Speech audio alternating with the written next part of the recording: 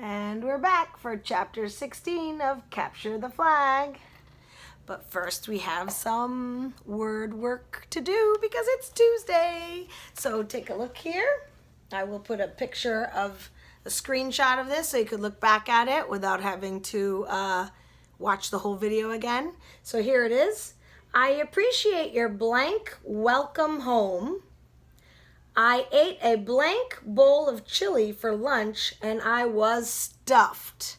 So it's the same exact word that fits in both sentences, and it is a 6-letter word. And it may be a word that you've used before or not. I'm not sure.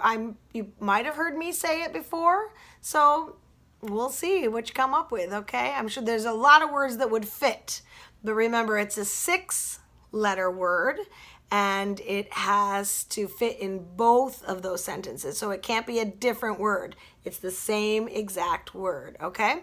All right, I'll give you one last look at it. Good luck. And now, I'll leave it in the background there. Let's get to reading. I'm snuggly today. Okay, so chapter 16. Anna flattened herself on top of the black suitcase and took a deep breath.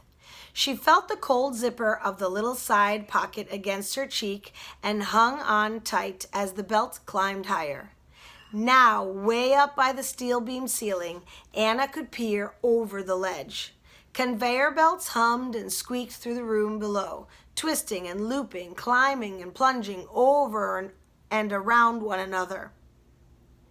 Anna tried to trace the path her BTV suitcase would take.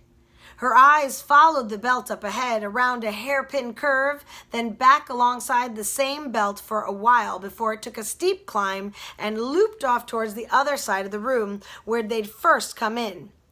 Big plastic carts were stacked one on one of the belts over there, and she couldn't see past them. Where were the boys? She was looking over her shoulder and nearly fell off the belt when the suitcase made that hairpin turn. When she regained her balance, she thought she heard the echo of a voice on the far side of the room. Maybe Henry and Jose were coming. She closed her eyes, trying to tune out the drone of the conveyor belt motors and find the voice again, but it was gone. Anna felt herself sliding backwards as the suitcases started up a big slope.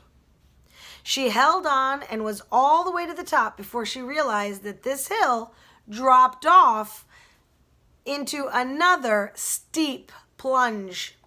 She would have screamed if she'd had time, but she didn't. Still clutching the handle of the suitcase, she landed flat on her stomach at the bottom of the ramp, then tumbled another 3 feet onto a pile of bags that had slid off the belt after the plunge. The BTV suitcase landed on top of her. Oomph! What was that? A man's voice, it wasn't Henry or Jose, drifted over the top of a huge plastic cart filled with suitcases. Anna held her breath. Something in the duffel bag underneath her poked into her ribs, but she didn't dare move. What was that? Another voice, lower than the first. Was it Snake Arm? She tried to remember his voice from the restaurant, but she couldn't be sure. I thought I heard somebody. Anna couldn't make out what they said next. She closed her eyes, trying to sort out words from the humming of the motors. Middle of the night. I told you, the handlers are all off duty. Just a suitcase falling off the belt or something. We'll probably hear more coming through now that the system's turned back on. The voice had a familiar tone to it, but Anna still couldn't hear clearly enough to say for sure it was Snake Arm. There was a faint clinking sound, too, like someone juggling change in a pocket. Then more clunking, more thumping of tossed bags. Another duffel bag barreled down the ramp, oof, and pinned Anna down. See, that's what I heard before. I'm telling you, it's the bags. Now get moving.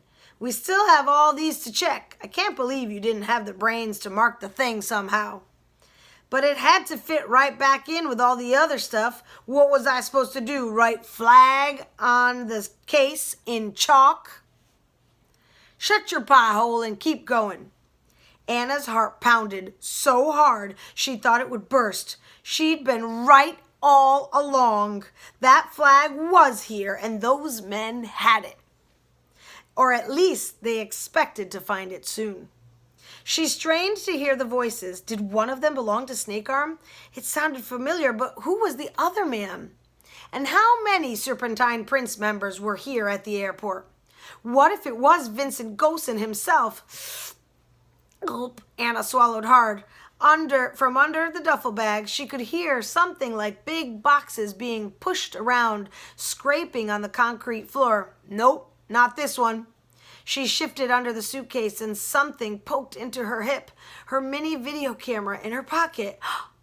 If she could get to a place where she could see the men without being seen herself, she could take video of them, maybe even with the flag, and she'd have evidence to prove Jose's mother and Sinan's family and all the orchestra people were innocent. Anna squeezed her eyes closed. She could do this. She could solve the mystery, and then Jose's mom and Sinan's parents would be okay. She'd have the story of all stories for the newspaper, and Snickerbottom would give her an interview, and then they'd have to let her be in this Silver Jaguar Society, no matter how old she was. She just had to get up the nerve. Little by little, Anna wiggled out from under the bags. She held her breath. Had they heard her moving? She doubted it. The noises from the other side of the luggage cart were getting louder, if anything. More clinking change, more thumping. It sounded as if they dropped something big. Blast it! That was my toe. Anna tucked her knees into her chest and rolled to the side, sliding off the pile of bags until she was kneeling next to it on the floor. She pulled the camera out of her pocket and turned it on. She crawled as close as she dared, but still couldn't see a thing. The voices were louder and clearer, though. "Quit fidgeting and help me. And what is that you keep clinking in your pocket?" "Sorry, it's just these." Anna heard more clinking, but couldn't see what these were. "What in the... You brought them here from the museum?"